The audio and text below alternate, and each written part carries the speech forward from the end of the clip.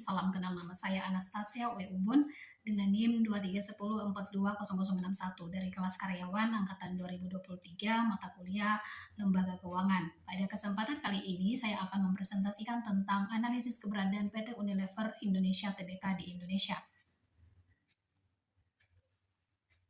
Yang pertama ada profil perusahaan dari PT Unilever Indonesia Tbk. Jadi PT Unilever Indonesia Tbk ini berdiri semenjak tahun 1933 di Indonesia. Kemudian merupakan anak perusahaan Unilever PLC dari Inggris dan juga Unilever NV dari Belanda. Kemudian bergerak di bidang barang kebutuhan sehari-hari atau yang disebut seperti FMCG, yakni produk-produknya seperti Lifebuoy, Rinso, Pepsodent, Sampo Dove, kemudian Royco dan juga kecap bangau yang tentunya sudah dikenal luas oleh masyarakat Indonesia. Kemudian memiliki kantor pusat di Indonesia di kota Tangerang, Banten. Dan produknya itu dipasarkan ke seluruh Indonesia, bahkan diekspor ke beberapa negara.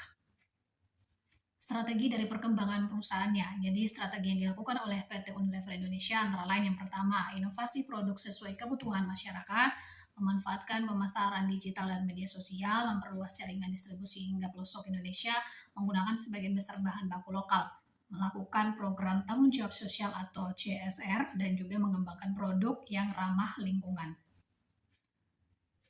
Selanjutnya ada kebijakan pemerintah terhadap perusahaan multinasional. Jadi pemerintah Indonesia mendukung perusahaan multinasional melalui yang pertama ada kemudahan investasi, perlindungan hukum bagi investor, pemberian izin usaha sesuai ketentuan, pengawasan lewat perpajakan, kewajiban mematuhi aturan lingkungan, dan juga perlindungan tenaga kerja Indonesia.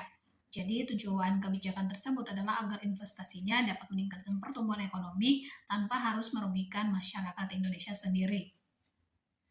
Kemudian selanjutnya ada analisis keberadaan PT Unilever Indonesia di Indonesia.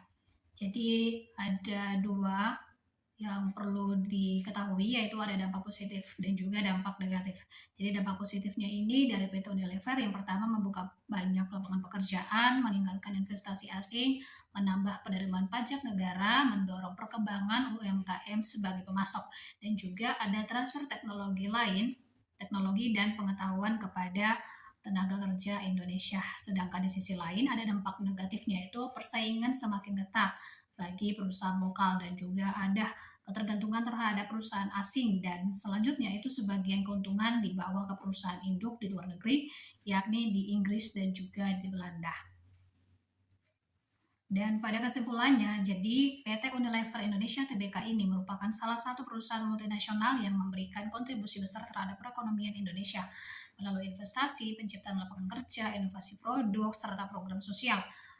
Perusahaan tersebut memberikan dampak positif bagi masyarakat, namun pemerintah tetap perlu melakukan pengawasan agar keberadaan perusahaan multinasional ini tetap memberikan manfaat yang sebesar-besarnya bagi Indonesia.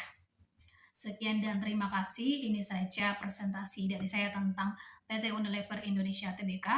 Saya pamit. Wassalamualaikum warahmatullahi wabarakatuh.